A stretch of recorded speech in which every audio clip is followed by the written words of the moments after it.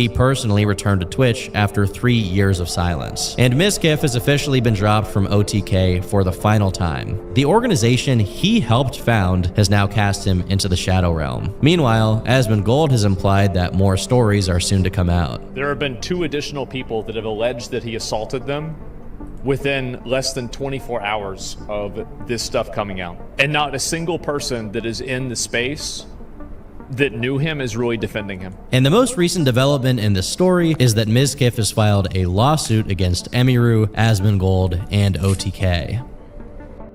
Looking at Mizkif's career, it's obvious that he's backed himself into a corner. Whether all of these claims about him are true or not, part of the main issue is that the entire culture of Twitch he succeeded in, at least the Austin scene, relied on likability. Whereas streamers like Ice Poseidon, who pioneered IRL streaming, and Rekful, who was known for being good at World of Warcraft, and may he rest in peace, had carved out their audiences over the course of years due to slowly building their own communities, Mizkif existed solely as a product of his connections. Once the 2022 drama happened, whether his role in it was as malicious as some people think or not, his ability to network was largely hampered. In early 2022, he thought his success was an inevitability, a trajectory that would just continue forever. Once the drama happened, he hit a major speed bump that called into question if he had been responsible with the connections that he had built. When reality failed to meet expectations, his mental state fractured, leading him to develop toxic habits and relationships with others. This comparison may seem out of left field, but I promise it's worth noting. Many of you in the broader YouTube audience, or those in my audience, probably remember the allegations made against Dr. Disrespect, where he was accused of messaging a minor inappropriately through Twitch whispers, leading to his ban. While at the time this controversy seemed like it would swallow his entire career, in the aftermath he still has hundreds of thousands of loyal fans and a successful career on YouTube as a result. This is partly because many of his fans believe his side of the story, which is that he was framed. But it's also because Dr. Disrespect is like an island content creator. He can operate completely independent of other streamers collabing with him.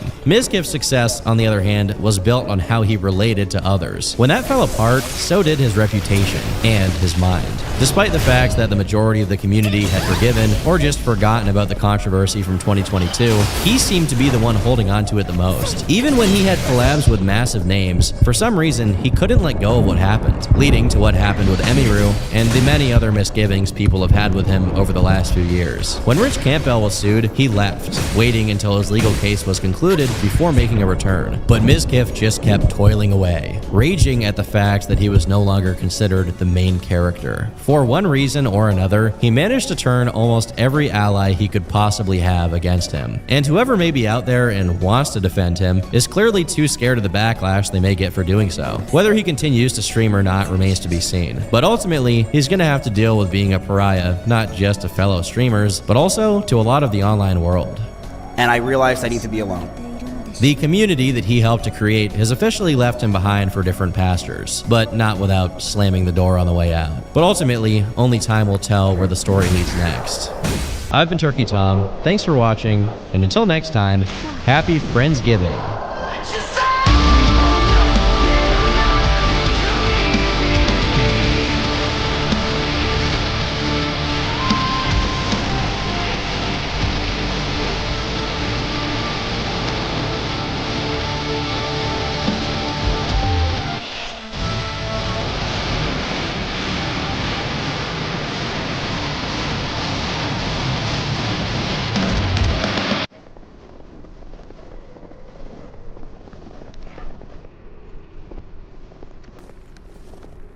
While there's no shortage of reasons for Daniel Larson to be put behind bars, I sent unsolicited pictures of myself to Grace when she was a minor and to other minors. The actual reason for his charges can be roughly placed at the beginning of 2024. On the 8th of January, he posted this to his YouTube channel. If I don't get the documentation proving that I'm trespassed, it's all fake. This video was actually uploaded twice, under the titles Hotel Security claiming that I am trespassed without legal proof or paperwork by law enforcement, and Daniel Larson getting threatened and harassed by hotel security at Denver International Airport. Given his propensity to go to places like airports and malls to to sleep or score some food, they're the most likely cause of this minor incident. The only additional information about the lead up to this was text posts on his TikTok where he claimed to be working with the FBI against his trolls, and that he had $600 stolen from him. Although he was officially booked the same day, it doesn't look like he was kept in custody for any significant amount of time, meaning he was let go with a warning. A warning that he didn't listen to, as on the very next day, he went right back to the airport so that he could go to the Canvas Credit Union to see about his bank account being drained by DLR Records and Entertainment. As you can see, the initially claimed $600 turns into $950 in a single day. How violent are these interest rates on Danderson? In reality, this is the same fake banking app he's always used to make this kind of post, but usually it's to get people's sympathy and donations. This time, it seems like he actually tricked himself into thinking he was getting his real bank account drained, which led him back to the airport where he'd already been threatened with being trespassed, like a moth to a flame. The only archive of the live stream he did on the 9th comes from the YouTube channel Larsonian Institute, which gave context for the footage in the description. At approximately 4 p.m., Daniel was at the Canvas Credit Union inside the Denver International Airport, claiming that his original intent was to get a debit card. During the live stream on TikTok, there were 3 people visible. Daniel was seated in a chair, charging his phone and streaming, while a police officer was standing before him, along with airport security and a female who appeared to be working for the bank. Earlier in the stream, Daniel says multiple times, "I'd be more than happy to just leave," and the officer claims that he was already asked multiple times to leave and didn't comply. During the interaction, Daniel mentions his probation, and it's discussed that the officer will tell Daniel's probation officer what will happen. It is not known why the police were involved in the incident. From the footage of the live stream, Daniel surrendered and ended the live after the officer asked him to stand up. Meanwhile, if you take a look at the footage itself, we find out just how bad Daniel's legal situation already was at this point. So in addition to the 2 warrants that we're going to take you on today, you have 3 additional warrants that are not extraditable out of Denver that you need to go take care of.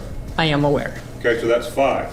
And then I was also, like I said, I came here to the Canvas Credit Union because I had to. I'm going to tell you that's not going to fly today. Airport office is going to explain that to you, so we can quit going over that piece of information. While the airport security officer later mentions that Daniel won't be charged with trespassing for having gone to the bank without a boarding pass, the police officer mentioned a total of 5 warrants on Daniel that aren't extraditable out of Denver, meaning his presence in an airport could indicate a flight risk. Interestingly enough, Daniel is only acting calm during this stream, because he eventually uploaded a few videos of the moments preceding it where he was arguing and trying to justify him being there to the officer. I just did business here. Sir. I'm waiting. No, you have a boarding pass. What? You have a boarding pass. I was at the Canvas No, Credit Union. sir. I don't know why you are treating me this way. I went to Canvas Credit Union. You have ID on you? I do. I can see it, please. But I don't It's need not a it. request. I would be more than happy to leave. I'm not past security. I asked you that already. Okay? And you chose not to. So we're going to advise you on trespass. I don't need a trespass. Like this is straight up harassment. I would be more than happy to just leave. Well, we'll address that here in a minute, along with some other business. But I did come from Boulder, Colorado. Okay. Because I had another appointment, and then I Where went. was that at? I'm not obligated to say. No, you're not. But was it here? And then I came Was it here. No. And then I have another meeting tomorrow back in Boulder with my probation. You're on probation. I'm not obligated to say. Actually, you are. It's part of conditions of your probation. I am on probation for trespass Well, from a different location Okay. for a misunderstanding. okay. As the officer calls it in, he mentions that they were in the airport's chapel and not the credit union, meaning Daniel probably hurried to the chapel when he saw the officer coming for him in an attempt to hide. When this didn't work, he started telling the officer that he was on his way to court anyway, which, if it's not already clear, is an absolute lie. If he's on his way to court, why is he at the airport? It's funny how he randomly rats himself out for being on probation for trespassing while he's trying to convince this cop that he wasn't trespassing this time. Following the incident, Daniel's record in Denver included 2 offenses: failure to appear in court and destruction of private property, with a court date scheduled for late January. His bond here is listed at being $500, but it appears he was released on a personal recognizance bond, which is when a defendant is trusted and expected to appear in court and abide by whatever bond conditions are offered. I think anyone remotely familiar with Daniel can attest to this being a terrible mistake. My inspiration behind this haircut, I wanted it to look like Arnold Schwarzenegger. got struck by lightning, just like Albert Einstein. After his release, Daniel immediately took to social media to try and recontextualize what happened, making himself look like the victim of persecution. During the stream, the officer informed Daniel that the reason they knew he was holed up in the chapel was because another guy in the chapel had flagged him. You can imagine how easy it must have been to notice a stinking and unkept Daniel Larson trying to hide from the police in the same room as you. In an attempt to get revenge on this guy, he secretly recorded a video of him and uploaded it under the title, "This crazy mentally ill person called the police on me and got me trespassed and arrested today." In the video, the guy seems to exhibit some Tourette's tics, which may be why Daniel described him that way. A few days later, Daniel made a flurry of posts to his YouTube to update his loyal following on his legal status. I missed Boulder County probation today because I'm out of money from getting arrested at Denver International Airport. I have showed my pay stubs to my probation officers and my case manager out of CU Boulder. I had to turn myself in last week to Denver Police for my warrant from 2020.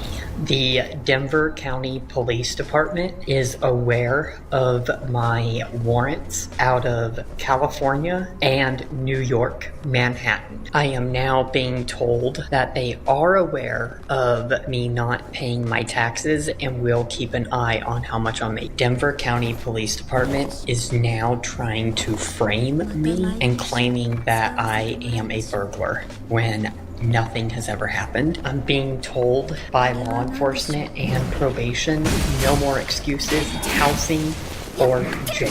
The courts are claiming that Grace VanderWaal needs to come to Colorado to the courtroom if she has an issue with anything. I like how his arrest due to trespassing suddenly morphs into him turning himself in halfway through his uploads, and he just has to conclude it by trying to get Grace VanderWaal to show up in court. Some things never change. Grace ended up having sex with Jacob Sartorius, and Grace is now pregnant. I gave you my heart.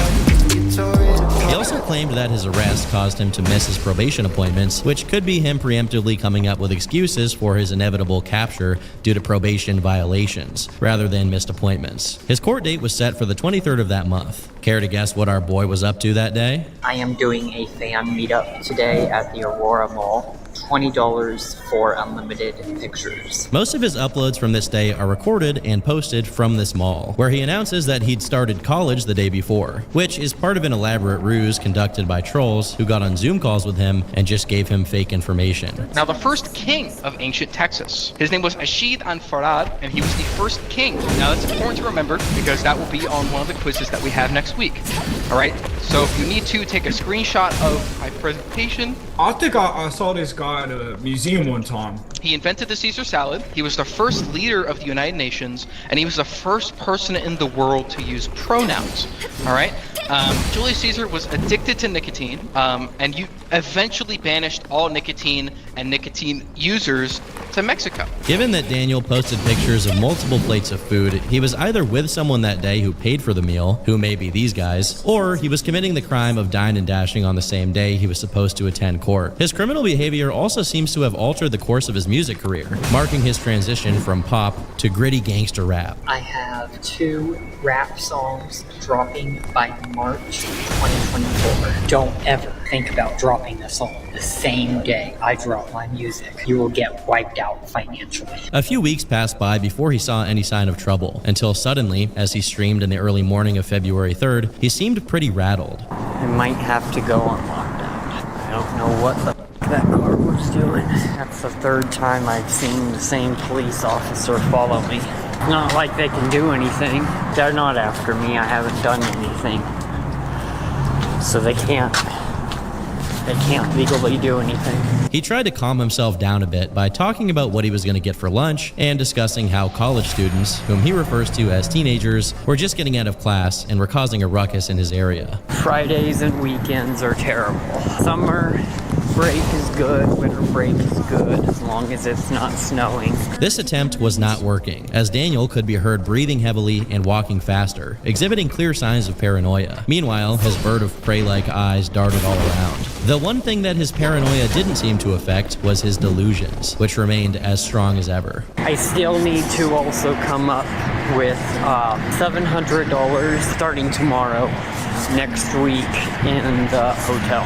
Well, I have class in an hour. It's the music class, but I don't have the music for it because they wanted me to use BandLab, and if they're not going to go over how to make the song in the class, they just say, oh, here, use this platform, do it. I'm getting so many gifts in this live stream, I might as well get an apartment tomorrow. The gifts he got during the stream amounted to about $500 if his count is to be trusted. But still, that's not enough for an apartment. So what Daniel is probably trying to say is that he wants to spend it all on an expensive hotel room and then go back to being homeless 2 days later, stealing food and electricity from a mall. As the stream goes on, he complains about not having music production know-how and claims that Clark should learn and do it for him. For those of you who haven't seen the previous videos, ever since Daniel has had an online presence, he's always maintained a delusion that he's a successful singer-songwriter, and one of the ways trolls found to successfully capture his attention is to present themselves as a record label representative or manager. Clark was the last person to play the role of Daniel's manager, mostly during the year of 2023, and he was particularly infamous for mindlessly enabling Daniel. After complaining about him, Daniel follows up with the announcement he will be running for UCLA government. It is true, I am running for the UCLA government, and the elections are today. I did find out where the drones were coming from, so UCLA is working with the Chinese government. I was being told that people are being followed by the Chinese government on and off campus. And also, there is no drone, so stop talking about the drones. It's funny that the people in the chat keep talking about drones to try and make him even more paranoid. Later on, he announces that he will be purposely violating his probation. I'm gonna be possibly in a new movie, so I'm gonna be traveling. Whether the probation allows it or not. I've already been accepted. Not like I can just quit that job. As he grows increasingly concerned about being followed, he basically starts stimming about his manager, Clark, Bob, and Tina, and Grace VanderWaal, blaming them for his life being messed up and him being homeless. I realize that some of you guys may not know who any of these people are, so I'll explain them as quick as I can. Besides Clark, whom we've already introduced, we have Bob, a longtime patron of Daniel, who basically adopted the role of his caretaker after his family could no longer handle him. His presence in Daniel's life can be summarized in him occasionally sending Daniel some money, which he always spends all at once in stupid ways. And whenever Daniel gets arrested, Bob is the one who bails him out and sets him up with a new phone, which restarts the larceny cycle. And I can't forget to mention that Daniel's only way of repaying him for these acts of charity is by blaming him for not helping enough and gaslighting him, which sometimes evolves to outright physical violence. Calling the police.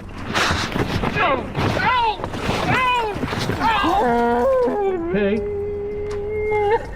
No, you're not helping me. You're not helping. You're hitting me. But you're not helping me. The motel threatened to kill me. We also have Grace VanderWaal, a singer among many other teen and preteen stars that Daniel was obsessed with when he started posting online, and Tina VanderWaal, Grace's mother. While the trolls pretended to be pretty much everybody Daniel was infatuated with, for whatever reason, Grace was the one he latched onto the most, as he believed that she was genuinely dating him and was going to buy him a house and go on a world tour with him. But before I go any further in this video, I have to sell things. This video is brought to you by the Turkey Tom Shaker Cup, available for a limited time only. This is actually my first time being outside ever, because outside of this, I spend a lot of time locked in on the computer, and you know I gotta have my caffeine. And what better way to do it than with this cup and its epic design? It's got the Guno meter right here, so as it fills up, you can see the different tiers. It's dangerous, it's dark, it might get you put on a watch list, but that's fine because the federal government actually can't legally take away your GamerSupps cup. This is true, it's verified by true American patriots, and if they do take it away from you, you can personally call Donald Trump and have him and get you out of jail. Not to mention, GamerSupps has 0 carbs, 0 sugar, and less than 1 calorie. Can you believe it? GamerSupps is also cheaper than energy drinks and soda, and there's no crash from this delicious, absolutely tasty meal. So use code TOM for 10% off right now at gamersupps.gg. I repeat, code TOM. Link in the description to get this epic new shaker cup. You're gonna want it, you're gonna need it. Get it before it's gone. Now back to your regularly scheduled programming. All right, so back to the stream we were talking about before. Eventually, you can hear sirens in the background, which sends Daniel into an even deeper state of paranoia as he argues with his chat. The cops are not coming, guys. LOL. Just a few minutes before the stream was abruptly ended, Daniel walked into some sort of open establishment and suddenly started loudly talking about World of T-Shirts, Joshua Block, saying he got really drunk and violated court. As insane as it is, I think this was an impromptu attempt to frame Josh for what he himself had done, as moments later, this happened. It's hard to hear, but someone calls out saying, "Hey," right before Dan looks away and ends the stream. Most likely, the person calling out for him was a police officer, as later on, it was revealed that this was the moment he was suddenly approached by cops who held and arrested him. Wait, hold on, bro. Glove up. Put gloves on. You got some extra? I should. So we're gonna take him from the chair, and we'll go across, so we're not fighting on that pillar. We're gonna go ahead and make contact with him right now. Hey, buddy, it's okay. It's okay. Relax. Just remember your arrest. You got a warrant for your arrest. Relax. Good handcuffs. Okay, relax. Deep breath. Calm down. We're good. This same officer informed Daniel that he had 3 standing warrants for his arrest, and that he had been trespassed for life from the mall he was at. I gotta say, these cops were extremely good at handling someone as wiry as Daniel, as when he started rattling off his excuses for not showing up to court, the officer explained to him he just needed to call them to reschedule his appointment, which Daniel claimed he was working on doing. The specific warrant being enforced here was a $20,000 statewide probation violation warrant, but he had 2 others in specific counties that he had been running from. When they got to the station, Daniel asked to speak to a sergeant to complain about the arresting officers being too aggressive with him. So when I was met with the officers that arrested me, they grabbed both my arms and put them behind my back. It's called arrest control. Right. Okay. And I feel like it was kind of aggressive. It may have been a little aggressive. Yes. Okay, do you know what kind of warrant you have? I do, yes. Okay.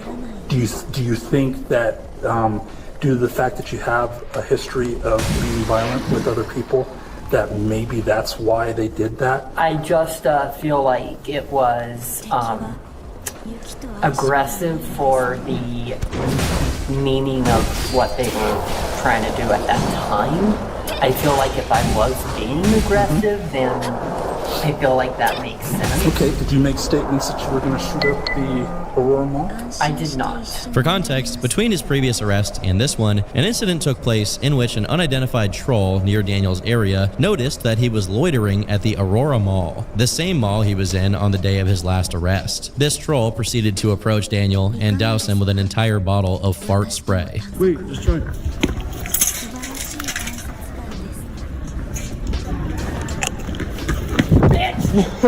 While it's obviously not okay to initiate altercations like this, especially in places like a mall where it can result in damage to the property or harm to Daniel, he responded in an equally not okay fashion. Dude's freaking out. Holy sh**. Hey, someone get security. This guy's freaking out. So, hey, this guy's freaking out. Someone get security. He's knocking over. Whoa. Hey, back up. You're going to jail!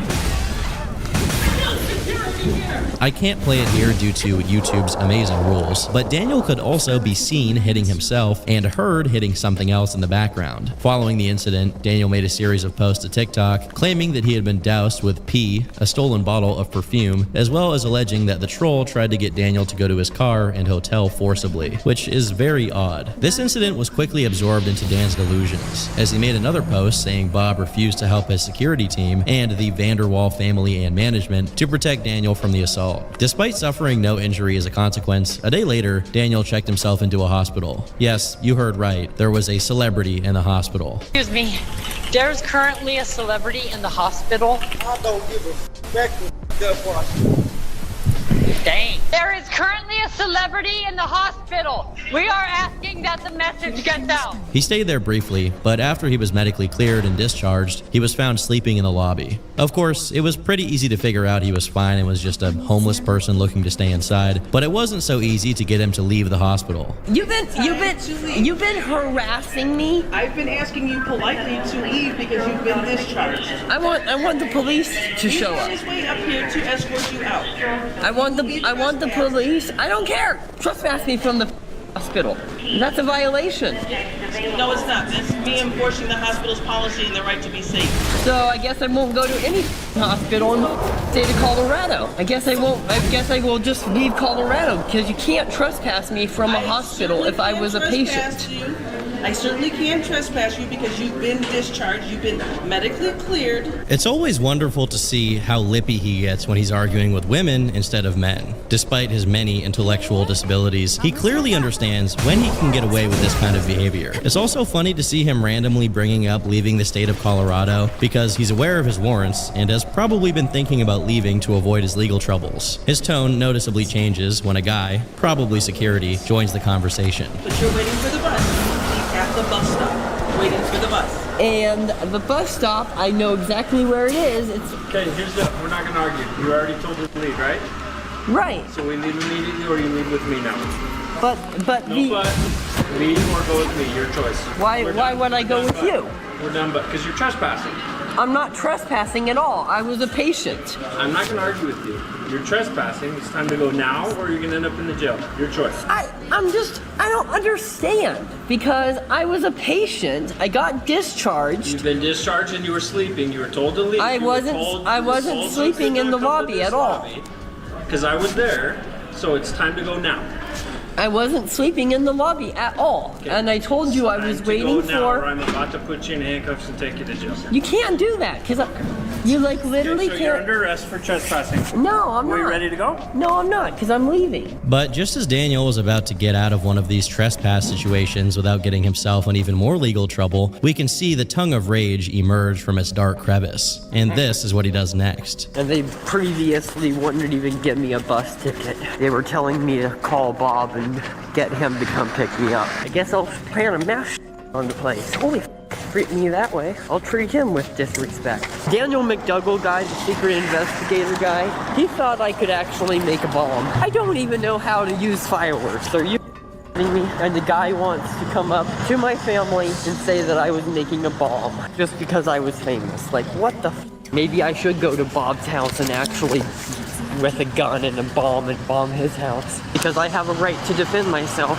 Apparently I can't self-defend myself, but I think I'm gonna call Bob and I'm gonna leave him a long voicemail about if he doesn't give me $3,000 so I can get a motel room for a week and get an apartment, then I might actually show up on his property. Although it's cut together here for your viewing experience, after he made the shooting threat, he spent several minutes in silence, probably because he remembered he could actually get in trouble for saying things like that, especially when directed at a hospital of all places. Then he brings up his previous bombing threats and a certain secret investigator, Daniel McDougall, who apparently interrogated him about his threats. At this point in time, most people were under the impression that this, like many other things he mentions during his streams and videos, was just a fake name some troll used to pretend to be a police officer to get some responses out of Danderson. Later on, we'll find out that's not quite the case. Regardless, this stream and the things he was yelling during his altercation with the fart spray troll not only got him banned from the mall, but also attracted the attention of the authorities, who must have had some kind of APB out on him for days before his arrest. This brings us back to his February arrest, when he tries to convince the sergeant his ban from the Aurora Mall was the work of one of his fans. Another thing is I am extremely popular on social media. Okay. So it doesn't surprise me that one of my fans would have called the Aurora Mall, Okay. and then claimed I said something I didn't, because that happens all the time as well. Okay, all right. Regardless of whatever gibberish he was trying to tell every cop that was handling his booking, he was uneventfully taken into jail. While you're getting the beat by beat right now, at the time this was happening, most people were completely out of the loop and desperate for some updates on Mr. President. Their desperation got to the point that, in an attempt to listen to his first court appearance, they ended up swarming some other guy's court appearance who happened to also be named Daniel Larson, and it got that court stream shut down. 1 week later, the real Danderson was slated to have an appearance, but it was in a court in Jefferson County, and he obviously couldn't attend due to being in jail in Arapahoe County. A day later, he was finally seen through an online court stream, and while not very many online observers managed to get into the stream, one of the people who did left a comment on Reddit relaying the information. Daniel's attorney said he has been diagnosed with autism and PTSD. They mentioned that his close friends are assisting him in finding shelter in motels. They also mentioned that he has a following on TikTok and is earning money on his own through his fame. He is getting a psychological evaluation and a new court date next week. There should be a $500 cash option for the secured bond. Daniel said, "I just don't have anyone that can do a security bond. I just don't have any family.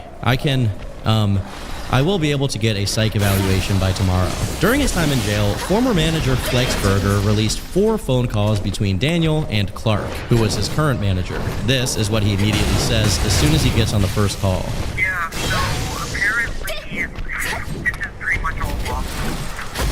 But it's because, don't tell them this, but it's because I haven't been going to my probation because they won't give me my money to be able to get there.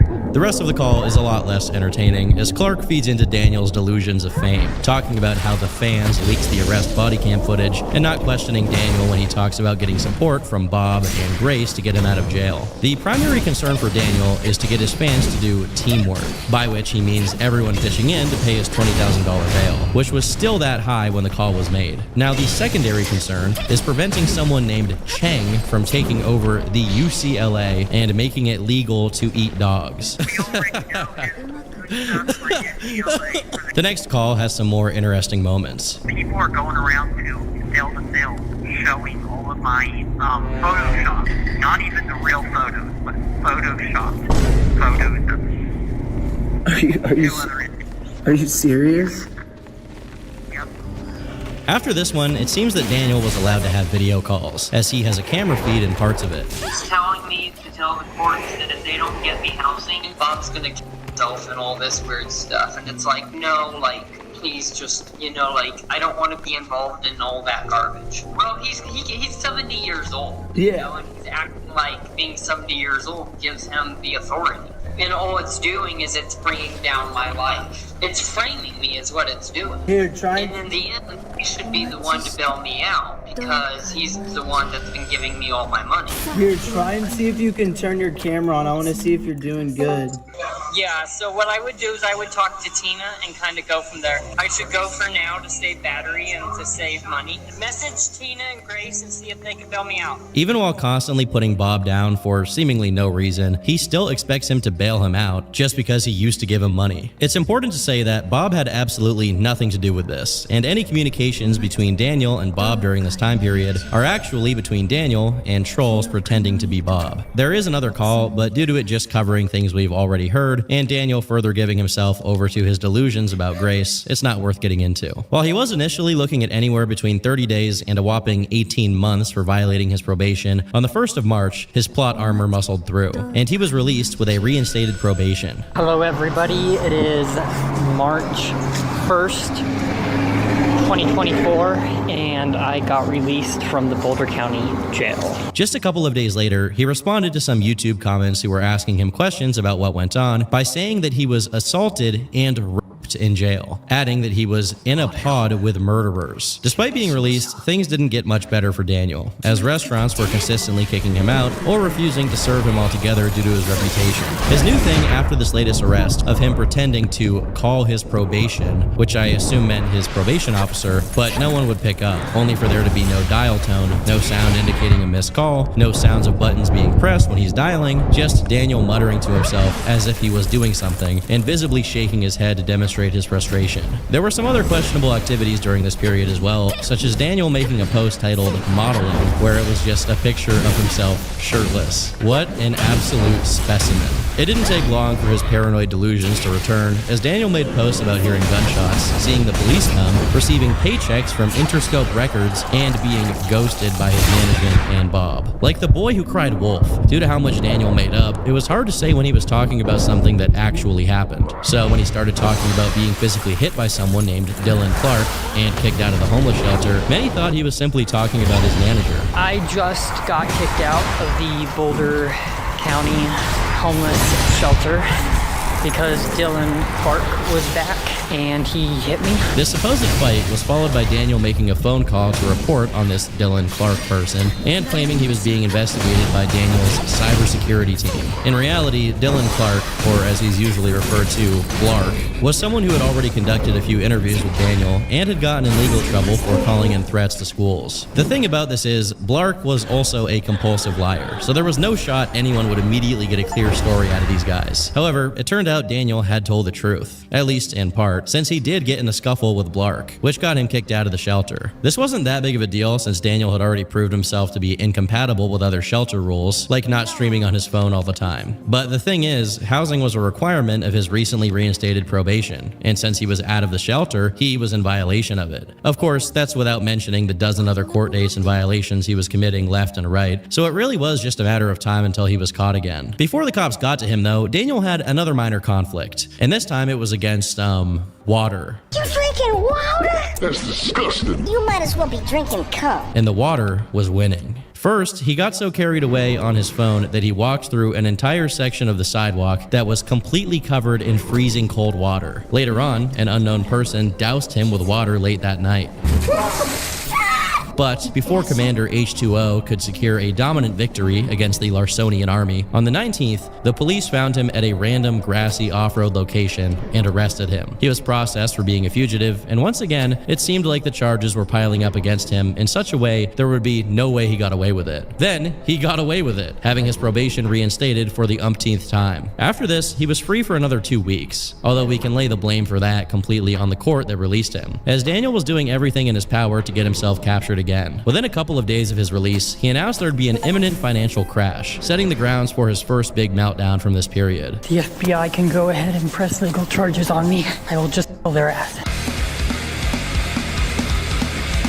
He soon followed this up with a new stream where he sprinted around, claimed he was being followed, and afterwards posted a video titled "Shots Fired," where he ran around to the sound of Pop Smoke, and he can be heard repeating the phrase throughout it. Clearly, there's some major bout of paranoia going on here for reasons that are impossible to understand. Over the next few days, Daniel keeps bringing up meeting with the FBI, and more specifically, being wanted by the US Secret Service, which once again ties back to the mystical Daniel McDougal figure. Danderson apparently tried to properly attend his court hearings and his probation appointments, but failed to do so multiple times, meaning he was going to be arrested again, this time for violating his bond stipulations. At the end of the month, he ended up at the hospital for unknown reasons, and 2 days later, someone pulled the fire alarm at the hotel he was staying at, which many speculate was actually Daniel. Whatever the case truly is with the fire alarm, on the same day, he got on a bus to go back to Denver, which, as far as I'm aware, he wasn't allowed to do, as he had court meetings to attend in the county he was already in. Consequently, he was arrested again for being a fugitive,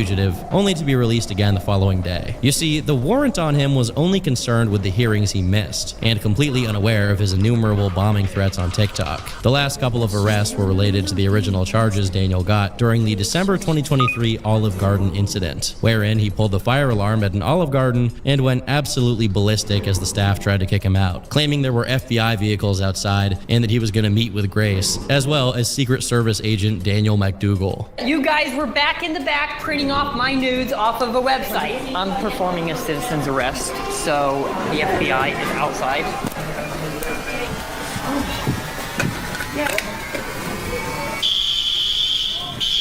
Was that the bite of 87? While it had been months since this incident, Daniel was still in the same headspace. This is a message to the feds, the FBI, CIA, the US government, and Bob and everybody on Earth. Better not try to twist what I am saying and take little bits and pieces of my social media and try to incriminate me and try to press charges on me. You guys are trying to take what I say, take the things that I've said, and twist the entire story around. If anyone does that, there will be a massive, massive lawsuit. I am friends with Donald J. Trump, and when he's president, I will make sure that he takes down the feds. As my first order of business, I hereby declare martial law. You have to take out their families. But I'm not going to sit here and play games where the feds are like, oh, you threatened us, you said this, you said that, when you don't even know the reason why. On the 6th of that month, he ensured a speedy return to lockup as he made a stream where he did pretty much everything he wasn't supposed to do, and once again attracted the attention of law enforcement for the things he said. I will bomb your house! Bomb you! Bomb you! Bomb you! Bomb you! Kill you! Kill you! Call the feds on me, you— When the serpent's tongue is poking out, you know he means business. His many threats against Bob, every police station in the world, the White House, and Daniel McDougal would be the key elements to getting him locked up for good. Funnily enough, it seems this meltdown was triggered by Daniel being kicked out of a Buffalo Wild Wings. And honestly, I can understand.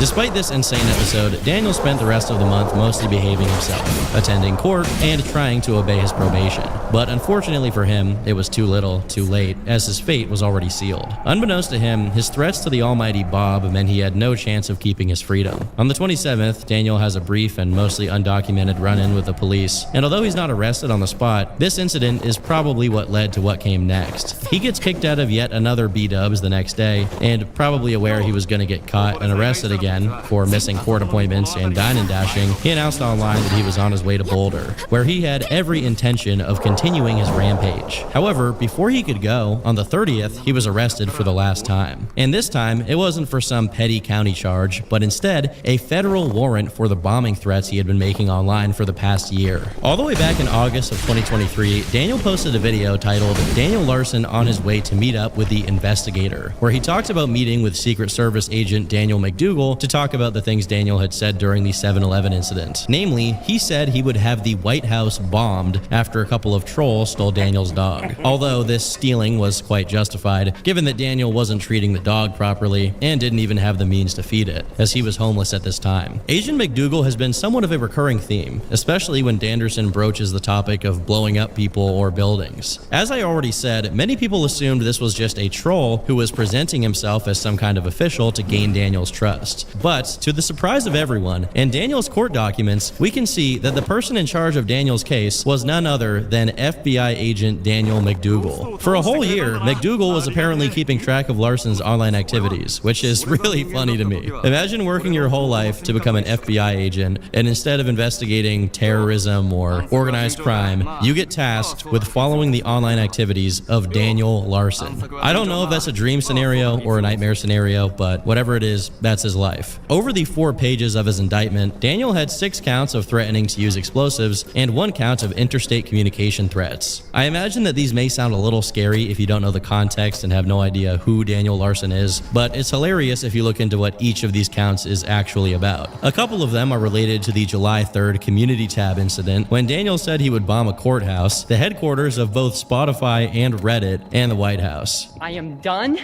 and I will not stop until the White House is blown up. Then we have the August 29th meltdown, when trolls got under Daniel's skin by pretending to be Grace and claiming she was cheating on him with Bob and Tyrone. In response, Daniel threatened to kill Beyonce, himself, and Grace Vanderwall, then threatened to drop bombs on the White House, Columbia Records, all of the US government, every single police station in the world, and Bob's house. Then he tried to dox Grace, and last but not least, he called his manager at the time the N-word. Although there have been some people who make accounts pretending to be Daniel to say incriminating stuff, Daniel ensured that people knew he was the real deal by posting a video called Proof for N-word, Grace Vanderwall, I am hitting myself, where he did what was said in the title while wishing that she was dead. There were probably a lot of other things that he said that are unfortunately gone, the reason why being that due to how fast he spammed his community post feed, not all of them have been archived. The other 2 incidents that contributed to the charges against him were the March 23rd and April 6th meltdowns, which we've already gone gone over, and the Christmas Day meltdown, in which Daniel specifically said he was going after none other than Agent McDougal. While there were many instances where Daniel claimed he'd been communicating with Agent McDougal, there were also some other confirmed instances of people pretending to be him, some of which were caught by Daniel himself. Because of this, it's impossible to know which ones were real and which ones were trolls. Regardless, if they had any communications where McDougal tried to advise against making terroristic threats on TikTok, they clearly had no effect. As it's laid out by Daniel's court documents, all of the counts he faced could add up to 65 years in jail and $1.7 million. Of course, rarely do people get sentenced to the exact full amount of their counts, but knowing Daniel, anything is possible. He could try to represent himself and destroy his case so badly that he got the full ride, or he could go free out of nowhere. Surprisingly, despite the FBI's year-long surveillance of Daniel's online activities, it doesn't seem like there was any emphasis on looking into the many times Daniel admitted to watching illegal videos of children. Literally one day before he got arrested, he made a community post which read, "I watched CP because the FBI and US Secret Service showed me what it was." Very bold move. I'm sure that'll look good on the eventual court transcript. While I try not to wish ill will on anyone, it's only fitting that, along with Daniel, it seems that his manager, Clark, was also in the crosshairs of the police for allegedly being an accomplice to Daniel's activities. While there have been multiple managers over Daniel's career, if we can call it that, Clark held that position for the longest period of time, at 10 months straight. Meanwhile, Flexberger, a former manager of Daniel's, consistently highlighted that despite this being funny, Daniel was a pathological liar with very creepy tendencies that frankly should be a matter of public knowledge. Consequently, Flex's approach to managing Daniel was to try and extract as many funny moments as he could, without actively empowering him to get in contact with other people. Meanwhile, it seems that due to issues in his personal life, Clark became parasocially infatuated with Daniel, speaking with him over 10 hours a week every single week. While it's universally unadvisable to directly interact with people like Daniel just beyond observing them, Clark didn't just interact with him, but he actively enabled all of his delusions, which definitely drove him further into the paranoid schizo state he was in the last few months that he was free. It may sound harmless or just dumb, but his management approach led to two situations: the Golden Hotel incident and the Olive Garden incident, where Clark told Daniel that Grace would be at a certain establishment and egged him on to the point where Daniel became belligerent toward the staff and caused serious property damage. It also didn't help that Clark had a whole Discord server set up around interacting with Daniel, which is just about as bad of an idea as you can have. Now, this isn't to say some of Daniel's past managers, including Flex, were saints or that their behavior should be reproduced, but Clark's approach was specifically bad given how friendly he was to Daniel. Additionally, in December 2023, Flex leaked some phone communications Daniel had with Clark, where this is said. What he's doing is he's blaming you for being a fake lawyer. Okay? Everything is true, but you are a fake lawyer. What the fuck is going on with this Daniel McDougal guy? He is saying I have to do a lie test, a lie detection test. In other words, when I say you're my lawyer, he's saying he's not a real lawyer. I don't know exactly when this call was made, but based exclusively on what Daniel and Clark are saying, it seems that Clark was obstructing McDougal's investigation by pretending to be and convincing Daniel that he was his real lawyer. While this fixation on Daniel isn't as bad as, let's say, Isabella Janke's fixation with Chris Chan, Clark also claimed that he was doing all of this to put Daniel in jail. But clearly, he was making no real genuine efforts to have that happen. The worst part about it is that Clark was financially enabling Daniel for the duration of his management, which is probably how Daniel managed to pay for buses to travel from county to county. Despite his involvement having proven to be harmful, even after Daniel was locked up, Clark continued to communicate with him regularly. The first call took place on the 1st of May, when Daniel explained how the arrest actually went down. This time the Fed got me. And Bob told me that it wasn't going to happen and he didn't believe me. Yesterday, and sure enough, the Fed were there and they charged me with 7 counts of threats. 7 counts of drugs? And associates. Yep, under federal court. Holy shit. While he was lucid enough to accurately lay out what he was charged with without lying, he immediately followed it up with this. Feds apparently are looking into Bob for his finances, and the Feds are also, on top of that, now looking into my bank statement. He's a real It's like he can never get in any trouble without instantly trying to drag Bob down with him. What's likely to be the real explanation for what Daniel is saying is that McDougal, whose specialty as an FBI agent was fraud, was suspicious about Daniel's earnings, most of which came from Bob, who kept him afloat for the majority of his career. Later on in the call, Daniel mentions that he's now considered a flight risk and that they're considering moving him to a higher security facility. His public defender's strategy to get Daniel out of jail was to explain that he doesn't know how to make explosives and didn't mean any of the threats that he said, as he only said them because he was panicking. While these things are both true, like always, Daniel pairs it with a lie. And I don't have a violent history like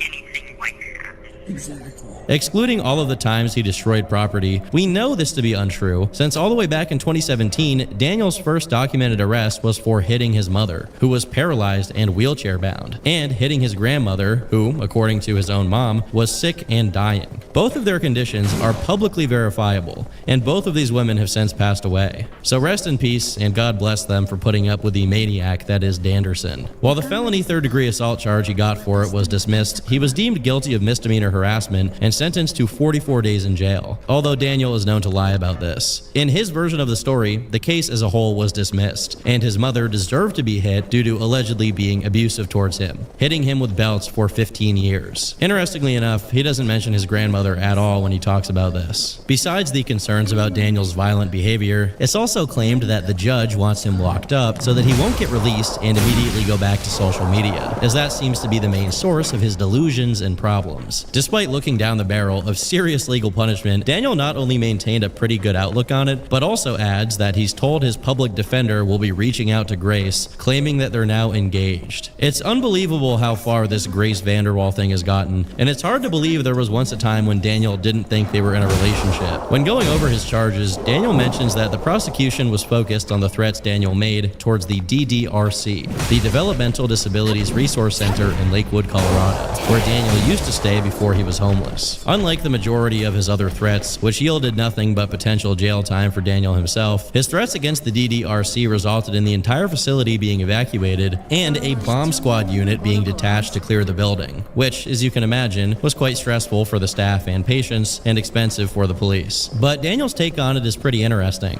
After like comments you made one time, they had to evacuate like the whole building or something. Yep, and they brought in bombs and Jesus Christ. because like the ERC just took I mean, Cruz kind of felt to stay over, you know, because they know me so well that like they know I'm not going to do that.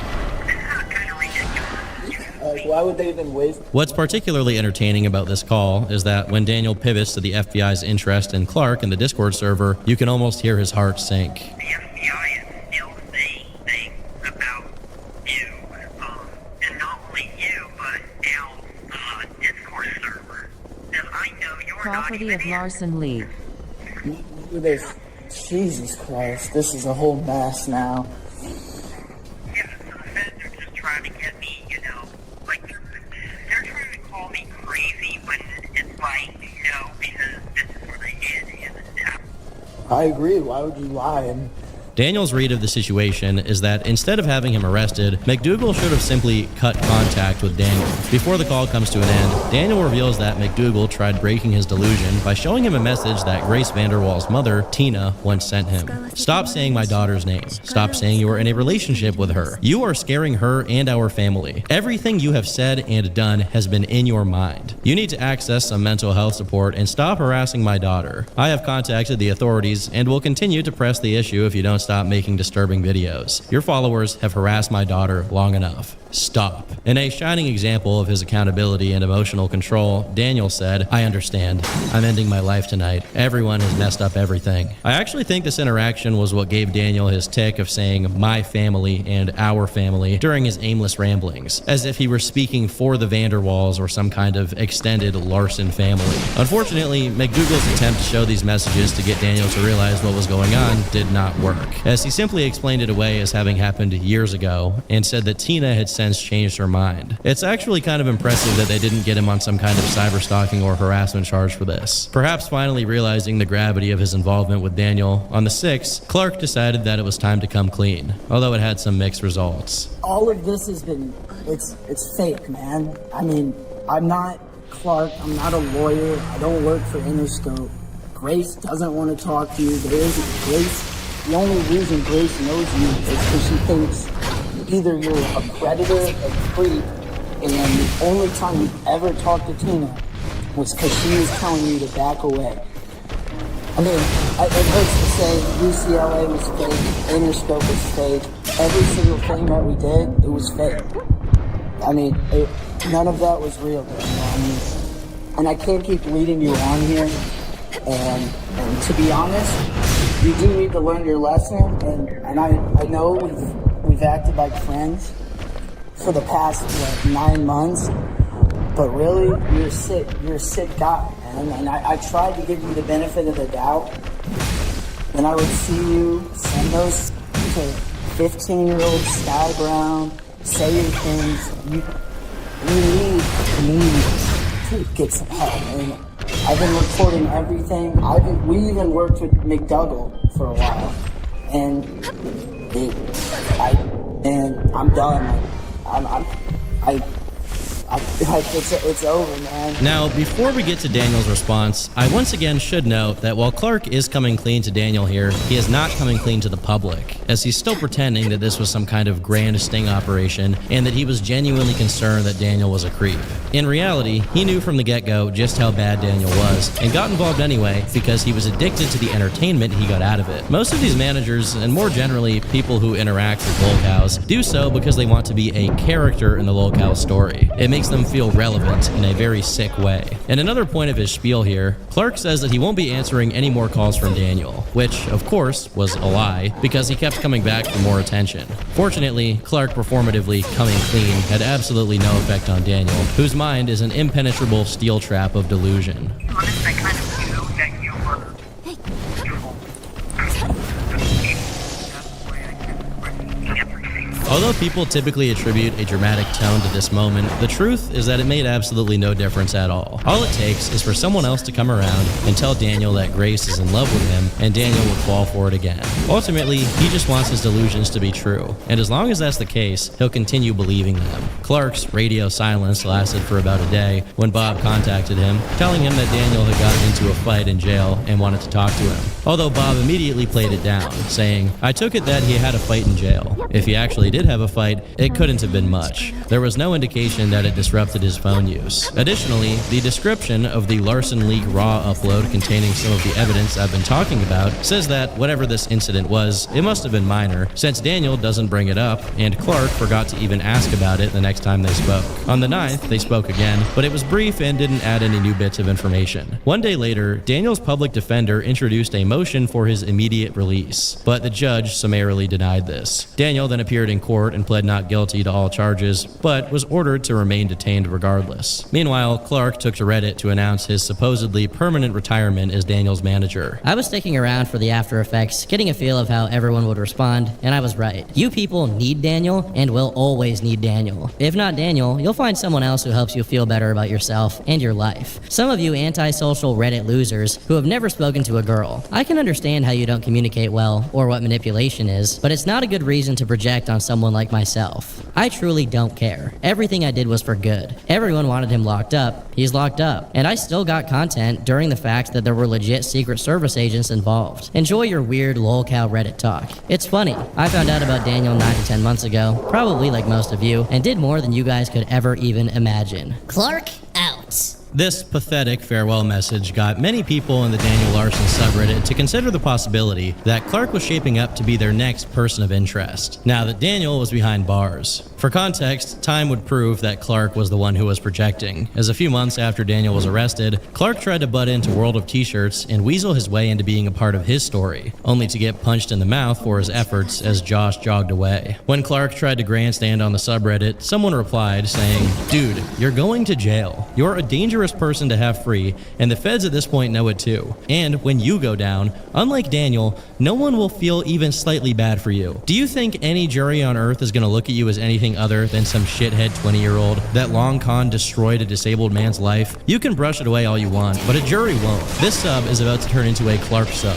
Within 2 hours of this post being made, Clark deleted not just his post, but his entire Reddit account. Granted, this post was just one among many, telling Clark just how much of a goofball he was being. But what's important is that it cemented Clark as a certified villain in the Danderson story. For the time being, however, Clark actually did stay away from Daniel. And for months, there's actually no documented instances of Daniel speaking to anyone outside of jail. In late May, some of his court dates were canceled, and he was ordered to undergo a mental health evaluation, probably as an effort to ascertain if he was even competent to stand trial. Soon after, he was transferred to FCI Englewood, which is the same exact facility that Subway Jared ended up in. What a coincidence. As Daniel's court case slowly progressed, he was ordered to be committed and hospitalized in a facility for up to 4 months to make him competent to stand trial. Months went by, and while Clark hadn't engaged in any direct communication with Daniel, he remained active in the Discord, where he revealed that the last time Daniel tried to call him was June 30th. At this point, Clark actively wanted to get in contact with Daniel or Bob, but Bob wasn't picking up, and Daniel had to be the one to make the call, and he wasn't making it. Finally, in August, Clark noticed he missed a phone call from Daniel, meaning he was probably going to make another attempt soon. It took a while, but nearly a month later, Daniel called again, and this time, Clark managed to pick up. Dang, Daniel, how you doing? Absolutely terrible.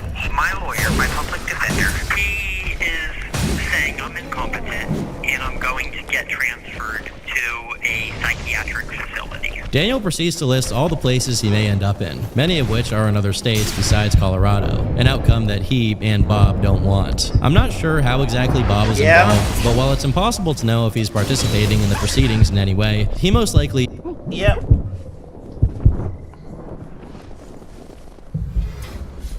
Yeah, you gotta deal with the door.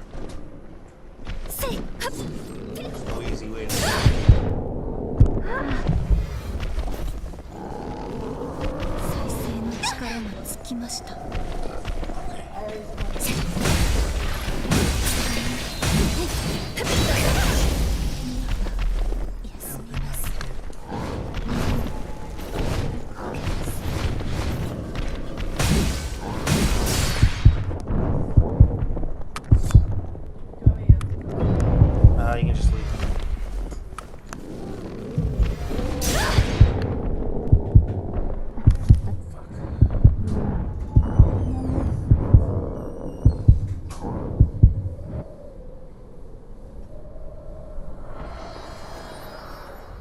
目覚められましたね。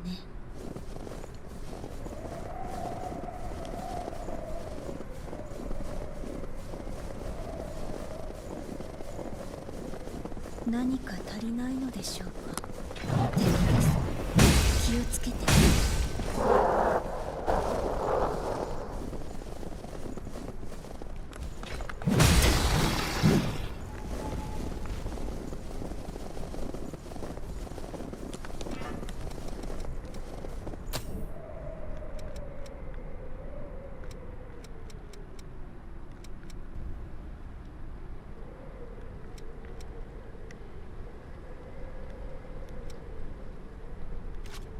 どうか後悔のないよう。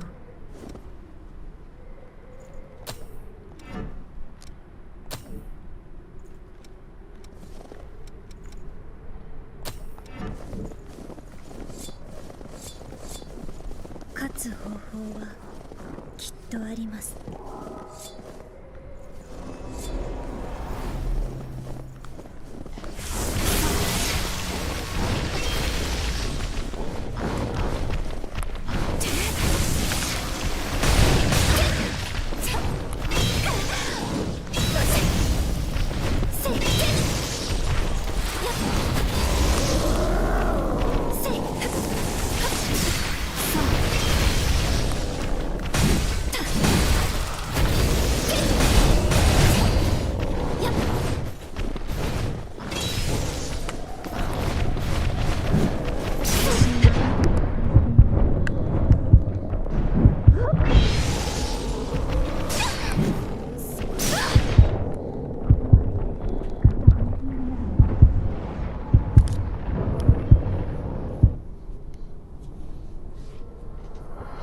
is still in regular contact with Daniel. Despite knowing that he's looking at a transfer to a psychiatric institution soon, Daniel remains steadfast in his intent of being released on time served, which more and more seems like an impossibility. Additionally, Daniel reiterates that none of his charges should stick since he considers everything he did justified by the fact he was homeless and calling out for help. In a strange tangent, Daniel talks about how McDougal promised him many things, including having a wedding with Grace Vanderwall, none of which materialized. It's possible that the only reason Daniel suddenly brought McDougal up and tried to discredit him is that it seems that McDougal has mentioned the possibility of prosecuting him for his many questionable online activities regarding minors and not safe for work material. Immediately after talking about these promises, Daniel goes on a bit of a rant about how these claims are baseless, although he doesn't bring up any specifics since he knows how many times he's incriminated himself in the past.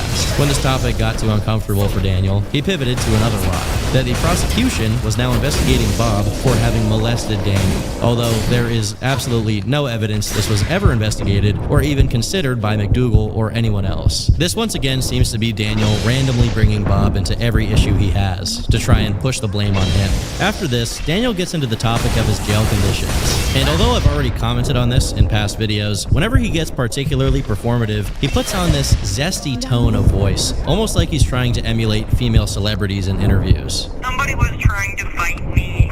People were calling me into the jail, sending threats to me. And I'm like, guys, like, I'm famous. It's not a problem. I've been in protective custody on 22-hour lockdown a day over 2 months now. And people are still saying I don't know how to read books when I do. So that's another thing that's pissing me off. People are accusing me of not knowing how to read. Inmates and COs keep coming up to me, like, joking around about Grace, saying, well, oh, I'm in contact with her now. I'm dating her. You know, it's like, okay, do you have their number? Because I have their number. I'm not, like, I don't have it, you know, straight on me, but it's in my legal discovery. It's just blocked out. Although some people have brought up his inability to read, I think his claim that everyone was bringing it up is simply him expressing his insecurity about being illiterate. Also, despite the things Clark said in his previous call and his Reddit posts, Daniel is back to believing that he is dating Grace. And once again, Clark is enabling it. But my legal discovery straight up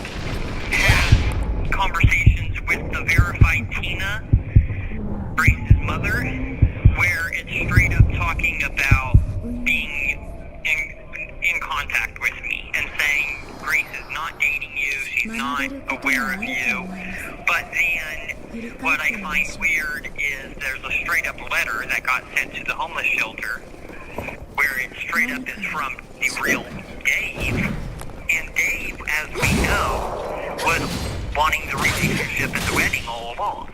He has no problem with it, as we know, right? Yeah, I mean, assuming so, yeah. For context, Dave is Grace Vanderwall's father, who absolutely did not send Daniel any letters while he was in the homeless shelter. I didn't even know you could get mail in the homeless shelter. I can't tell if Daniel's just lying about who the letter came from, or if he's lying about getting a letter altogether, since he never stayed at a homeless shelter for more than a few days due to his inability to stop breaking their rules. Even if a troll wanted to send him a letter pretending to be Dave, I strongly doubt he'd be able to receive it, and that it would end up in his legal discovery. This is just another instance of Daniel producing reasons to be confused and allowing himself to believe whatever he wants to believe. After he's done complaining about his relationship with Grace not being taken seriously, he questions why he's not already out and why his trial keeps getting pushed back, as the call runs out of time.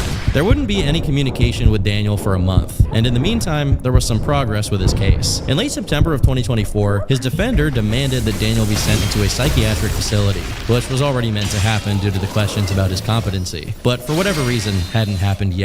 This demand was made with the attached contingency that if he hadn't been evaluated by November 25th, the whole case would get dismissed, meaning Daniel would once again go free. Fortunately, the court established that Daniel's evaluation would begin in December. However, it seems like his case would be dismissed if the year ended with no evaluation in sight. The Larsonian cycle was dangerously close to restarting, and it's at this point that an interloper bypassed Clark and somehow got in contact with Daniel.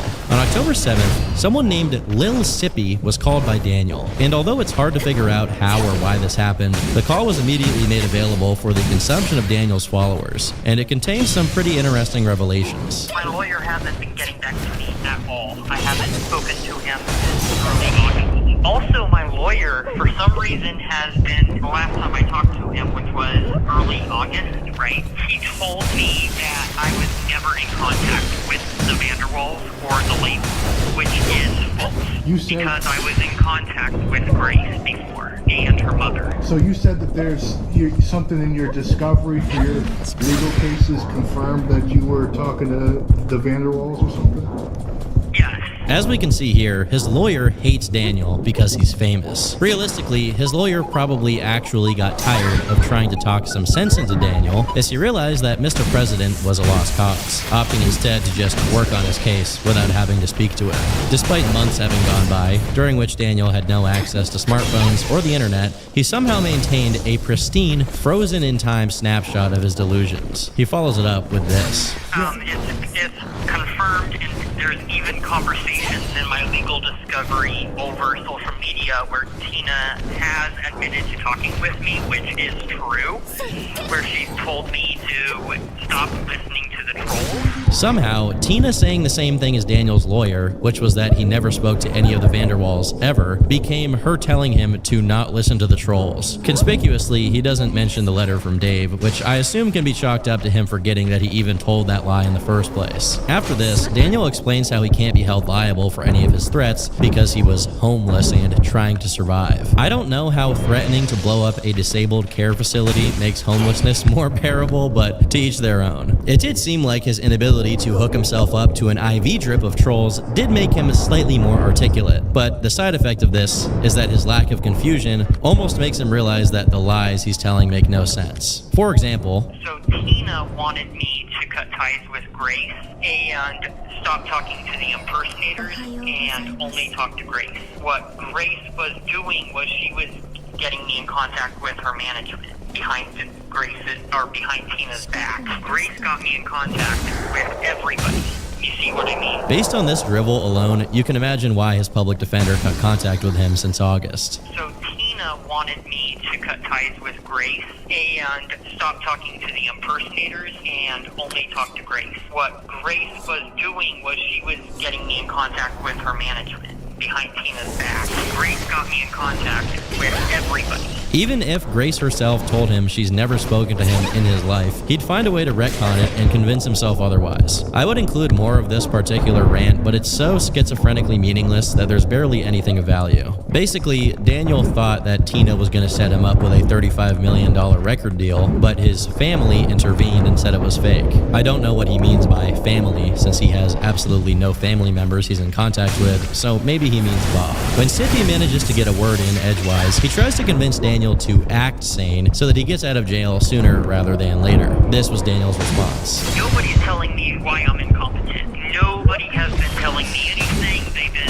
saying that I've been doing things very well and I shouldn't even be in custody. That's the word from the jail. What Daniel doesn't realize is that everyone's treating him nicely precisely because he's clearly out of his mind, not because they think he's normal. Once again, Sippy tries to set Daniel on a path toward being declared competent, but it fails miserably. You should probably just not mention Grace or Tina to any of the psychiatrists, because I don't think that's really going to help your case. I don't think it's helping either. Yeah. Like, I asked my lawyer for verification on if it was really the real Tina. He said no. And he said no, which is weird because it's confirmed that yes, it was actually them. I'm not saying that there was a fake involved. I was definitely at one point in contact. Eventually, after enough tries, Sippy manages to get Daniel to say the real reason he's not willing to do what he's saying and simply stop mentioning Grace to his lawyers. And I don't want you to sit in Springfield indefinitely. So, there's the old saying, you fake it till you make it. You just gotta, realize what makes you sound crazy and not say that and just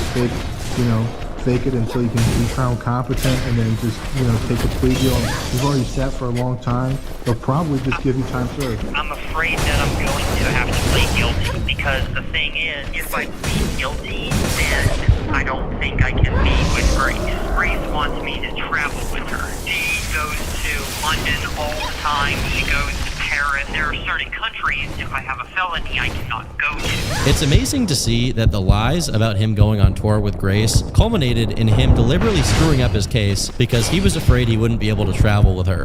Daniel then explains the legal strategy he intended to follow. So if you do end up being found competent, you're going to try to go to trial and beat get a not guilty verdict on that allegation? That's what we're trying, and my lawyer has told me that we're trying to get a not guilty.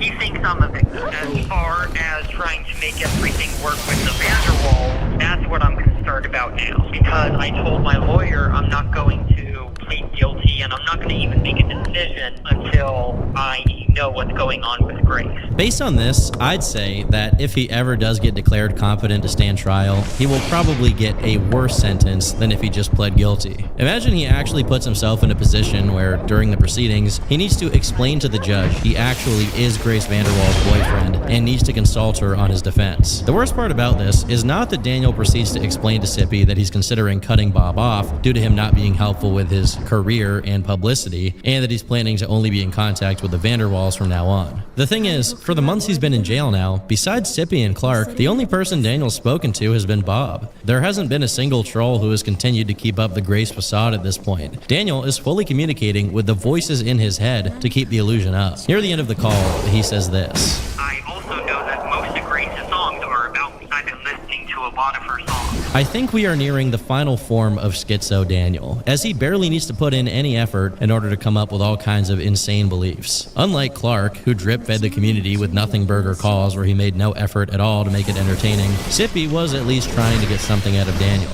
And over the course of the next few days, we get a bunch of new calls, each more deranged than the previous. The same day as the first Sippy call happened, Daniel comes back to complain about Bob. So, like, he's manipulating, right, a lot of my finances, which is why I was homeless. He was also trying to control, like, everything I did, as far as the type of music I wanted to do, the types of songs that I want to do, but, like, some lyrics he wouldn't want me to put in. All this issue that I'm in is partially because of you. It's been confirmed that I am the victim in the case. On one hand, Daniel being free again would be very entertaining, but on the other, when you see him talk like that about the only person who has consistently helped him throughout his life, you realize that they just gotta put this guy in a padded cell and throw away the key. And more, it seems like that's how it's gonna end. Yeah, they've been trying to say that I'm not in contact, including, like, law enforcement. Law enforcement, including my lawyer, has been trying to turn me against Grace. So my own public defender is on purpose trying to turn me against Grace and trying to say that I'm not in contact when I've been fighting my case, arguing over the phone with my public defender. Look, I have been in contact and I don't care what you're saying. Credit where credit is due. It doesn't seem Sippy enables his delusions too much, even if he doesn't press Daniel on it. Instead, he tries to change the topic to Danderson's jail routine, which seems to be very erratic. He apparently spent prolonged periods locked up without yard time, and whenever he did get yard time, it was very inconsistent and unpredictable. And to make matters worse, he got access to a tablet. More specifically, he claims he lied to his family, presumably Bob, in order to get $150 to buy a tablet. While he couldn't post anything from it, I'm sure he was looking at some stuff that, in the classic Daniel Larson lingo, made it sting like he was peeing. I think his inability to talk to his public defender drove him to start generating his own fan fiction about what was going on with his trial. So what I do know is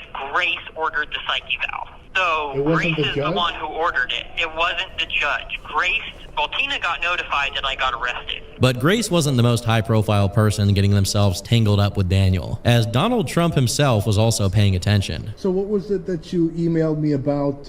You said something like Joe Biden wants you to be vice president, or so he can lower the age? So apparently, I'm still learning this, but one of the correction officers came up to me here at the jail and talked to me about how Donald Trump wanted me to be his vice president, because if he becomes president and I'm vice president, he can make it legal for me to be vice president at my age. I don't know why Daniel seems eager to demote himself from his real position of president to become Trump's VP. Must be some kind of strategy I'm not seeing here. Maybe he wants to be the shadow ruler of the land, who knows. Up until this point in the calls, Sippy was pretty straightforward with Daniel, even if he occasionally tried to get a rise out of him and make him say something funny. But over the next few calls, it's clear that Sippy began encouraging and enabling Daniel's delusions, much like Clark did. Besides the usual repetitive nonsense, there were a couple of funny moments that came out of it, such as the pivot of Daniel's music career. I don't know if you've ever heard of them,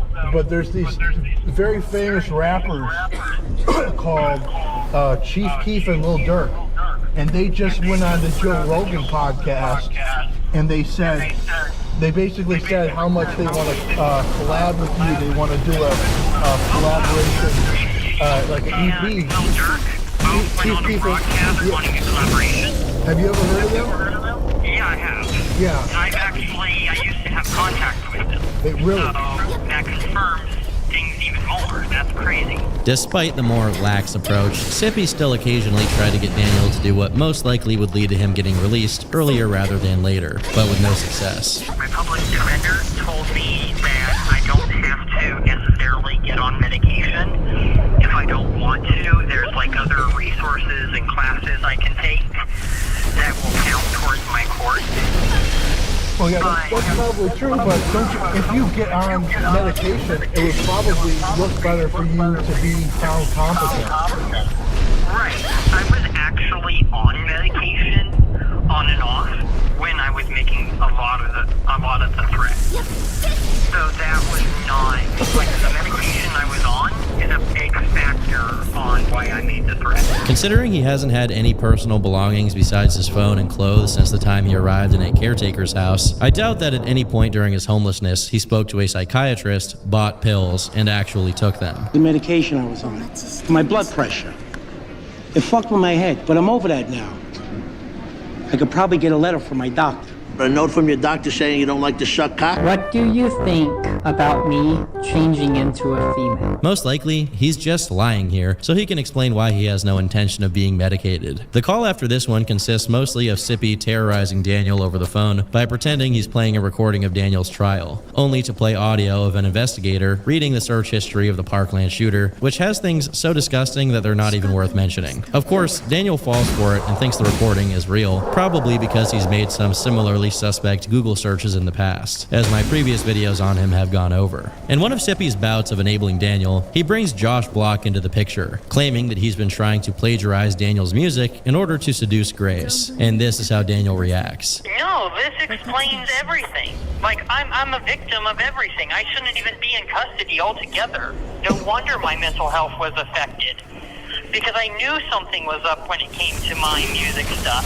But as far as memorable and entertaining moments, that'll really be it. After the sequence of Sippy calls, Clark actually managed to get 2 new calls with Daniel, but they were uneventful and are now lost, as the original uploads have been privated. Since I have no intention of coming back to this topic later, during this period, Clark and Sippy began hating each other because both wanted to be the sole emissary of Daniel. Eventually, their conflict boiled over into Sippy apparently sending letters to Clark's address, harassing him and his family, and Clark posting footage of Sippy's arrest. This wasn't revealed by Clark, but it had become a point of contention that Sippy had a criminal record prior to his interactions with Daniel. On the 17th of the same month the calls took place, Sippy made an AMA where he spoke about his criminal past because, according to him, he got in a fight with a teenager when he was 17.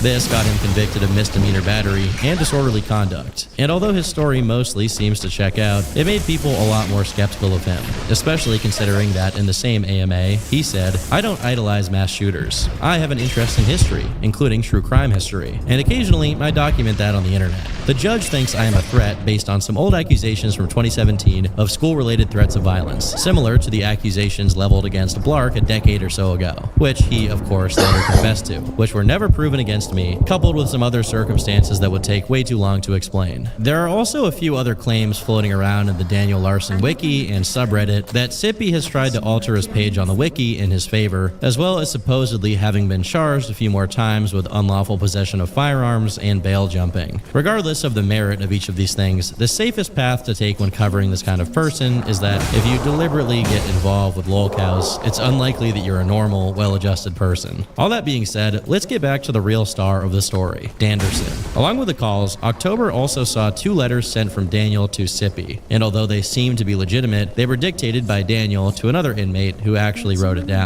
Like a true king, he has scribes in jail who will write things down for him. I won't bother reading it myself, as in one of the next calls, Sippy does it for us, answering each of Daniel's questions, only for Daniel to question the letter's authorship. You sent me the one letter that I don't think I got back to you on. It was, can I ask you 2 questions?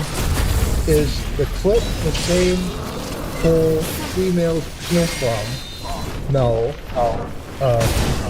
They pee from where your leaves up. Is a gag reflex normal when you're about to? I don't think so. No. Is thick and sticky like regular pepper. Yeah, that was not fully beat. Other people are sending letters from the jail. For context, Sippy had promised to mail Daniel pictures of women for his consumption, so to speak.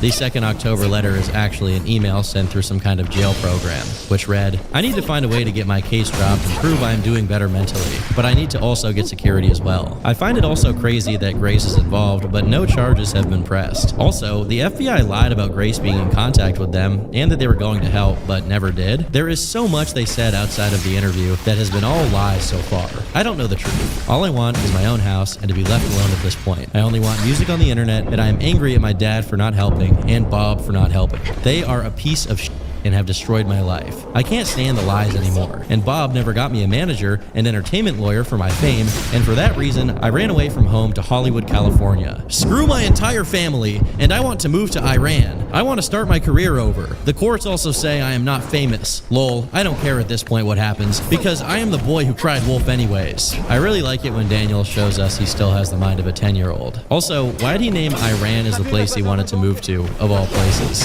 Did he know something we don't, all the way back in 2024? I truly do wonder if there's any way to get Daniel to see reality for what it is, or if he's just stuck in this psychotic delusion for the rest of his life. A few days later, Sippy gets another call, where Daniel reveals that Bob has been sending him money in jail. And at this point, I don't know what's more enraging, that Daniel keeps talking down on Bob, or that Bob keeps sending him money in spite of it. Moments later, Daniel complains that he shouldn't even be in custody because he's supposed to get a feature on a Taylor Swift song soon. In this same call, this exchange happens. Any updates from Grace lately? I don't have her number. I don't have any of her contacts. Everything is on straight up hold. Like my lawyer, I haven't spoken to my lawyer since I last told you that I did. I can only imagine why. Despite the lack of contact, Daniel still thinks Grace is looking for houses for them to live together in, which has been his consistent fantasy ever since he became homeless. Immediately after, Daniel reminisces about the good old times when his fans called up the restaurants he was at, claiming he was about to run through naked, which he chalks up to them being jealous of him. Then, he requests that Sippy give him the email, address, and phone number of the CEO of Interscope Records so that he can talk about getting his well-earned music money. That following day, after a long period of silence from Bob, Daniel makes an announcement. I was able to talk to Bob. He is concerned about me possibly getting released. My case dropped or whatever. I'd be concerned too, with all the times Daniel straight up beat Bob. Unfortunately though, Daniel meant concerned as in he was looking forward to it. Basically, Bob wanted Daniel's case to be dropped, which Daniel was against as he believed that he needed a sentence in order to get assistance with his housing. But just as it sounded like Daniel was headed somewhere rational, he claimed Bob thought he was innocent and was mad at Tina for his arrest, which is certainly a lie. While the Vanderwalls and Columbia Records had it in for him, Danderson's extended universe included plenty of other celebrities who weren't only fine with Daniel, but also actively wanted to work with him. That Taylor Swift wants to do, because she wanted me on her Eras tour, and I turned it down because I was homeless. As it turns out, this entire conversation was just a setup that ultimately led to Daniel trying to talk about his past accusations of being a PDF file, which he included with one elaborate lie. I was in contact with Tina and Grace. I got my number leaked, my phone number. A bunch of underage celebrities started messaging me. So I believe that Clark was trying to do something that he shouldn't have done and tried to get me into legal trouble. What's funny is that the majority of the accusations took place when Clark wasn't even managing him. As dumb as Daniel's lies are, he is crafty in setting them up in his favor. In another Sippy call from October, he seems to be trying to bait Tina into interacting with him again. I think me and Tina just got off on the wrong foot, and because I was homeless, I just wasn't thinking straight. I think if she was able to talk to me now, things would be completely different. Clearly, another intervention from Tina or Grace herself would do nothing to curb his delusions, as Daniel inevitably converts all input from them into reinforcement. This call also has one of the most interesting bits of Daniel's complete lack of self-awareness. When I was homeless, I mean, being out in like 20-degree weather, of course I'm not going to be doing that great. I mean, my anger overall, I mean, I don't really have anger issues. I can take a lot of stress. But you don't think that sometimes you get angry and you do stuff without thinking, like make threats or something? that you... No, I made the threats because I was terrified and I was confused on why the record labels weren't paying me. And Bob kept telling me that I was never in contact with the record label, and I was never in contact with Grace. And I was being told that by the FBI, too. Frankly, I think he's speaking straight up facts here. 20-degree weather would make anyone threaten to bomb every police station in the world. Speaking of the targets of his bomb threats, it didn't even take 1 week after Bob got in contact with him for Daniel to start complaining about him not sending him money. Bob was trying to say on the phone that, like, yeah, I have money in my bank account, but I'm still going to need help financially. It's not a lot of money. It's like 1 month of an apartment.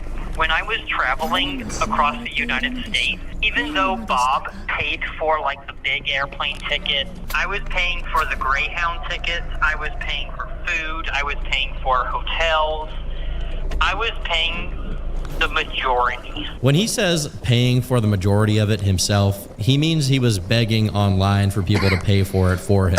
Or in the case of his food, he was just straight up stealing it. As he goes on, he claims being in custody has ruined his income, and that if he were free, he'd be making hundreds of thousands of dollars by now. This call contains possibly one of the most extensive anti-Bob tirades from Daniel. My life is being destroyed by Bob at this point, and I don't think he realizes it. He was helping me previously, but it's to a point that he's saying things that without enough information and talking to people behind my back, like my lawyer. And I would have been doing fine if Bob would have just, got the apartment 1 month. Because when I started going from the street to the hotel, to the street to the hotel, my fans were confused.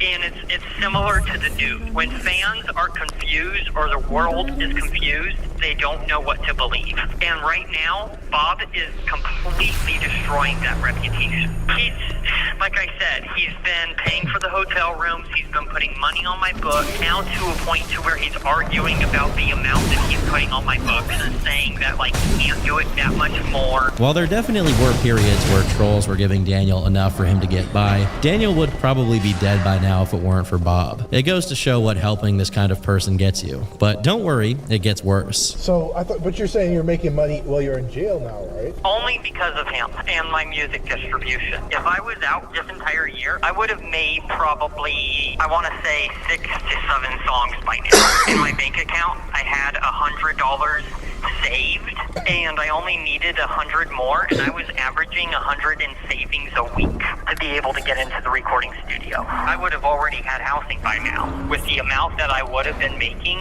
I've used the calculator in the jail, I've added everything up, the amount Bob was giving me versus what I can make, and then the hotel rooms versus the apartment. The apartment would have been a whole lot cheaper. I want to say that he's a big factor in my fan base falling apart. He was keeping me homeless at the time. And when my fans started seeing me on the street versus the hotel back and forth, I was losing fans.